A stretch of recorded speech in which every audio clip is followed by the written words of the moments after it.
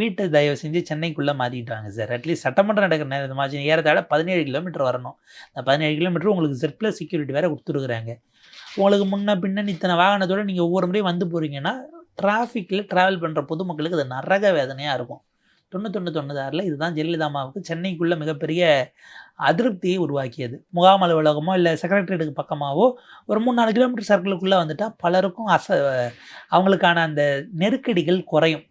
இதெல்லாம் ப்ராக்டிக்கலி யோசிக்கணும் அப்படிங்கிறது நம்ம அவர்களுக்கு வைக்கிறோம். பட்டினப்பாக்கமாக இருந்தாலும் அகைன் அது வந்துட்டு போகிறதுங்கிறதும் அந்த பக்கம் செக்ரட்டரியேட் வர்றதுங்கிறது இன்னும் கொஞ்சம் சிரமமானதாகத்தான் இருக்கும். அங்கே ரோட்ஸ்லேருந்து மற்ற விஷயங்கள் இல்லாமல் நம்ம கன்சிடர் பண்ண வேண்டியிருக்கும் லாஜிஸ்டிக்ஸில். ஸோ இதெல்லாம் பார்த்து செஞ்சாருன்னா பெட்டராக இருக்கும். எதிர்க்கட்சி தலைவர் இப்போதைக்கு சட்டமன்ற கூட்டத்தொடரில் லீடு எடுத்துட்டாரு. ஆன் கிரவுண்டு போகிறாங்களா, டிஎம்கே அடுத்த 5 ஆண்டுகளுக்கு என்ன செயல் திட்டம் வச்சு எப்படி மூவ் பண்ணுறாங்க அரசுக்கான எதிர்வினைகளை, அதில் எப்படி அவர் இன்னும் பெர்ஃபார்ம் பண்ணுறாரா, அவுட் பெர்ஃபார்ம் பண்ணுறாரா, தாவேகா ஸ்ட்ராங்காக இருக்கக்கூடிய சோஷியல் மீடியா அண்ட் விர்ச்சுவல் வேர்ல்டுக்குள்ளே இவங்க எப்படி பெனட்ரேட் பண்ணி ஒரு பேரலல் மெஷினரியை ரன் பண்ணுறாங்க, இதெல்லாம் அவர்கள் முன்னால் இருக்கக்கூடிய சவால்.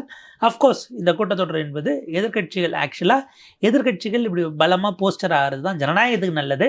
ஆளுங்கட்சி பதில் சொல்ல வேண்டிய இடத்திற்கு வந்து நிப்பாட்டுவதுங்கிறது அதை கேட்க தெரிஞ்சுவதற்காக தான் எதிர்க்கட்சிகளுக்கும் இவ்வளோ எண்ணிக்கையை கொடுத்து மக்கள் அனுப்பியிருக்கார்கள்னு நான் பார்க்குறேன்.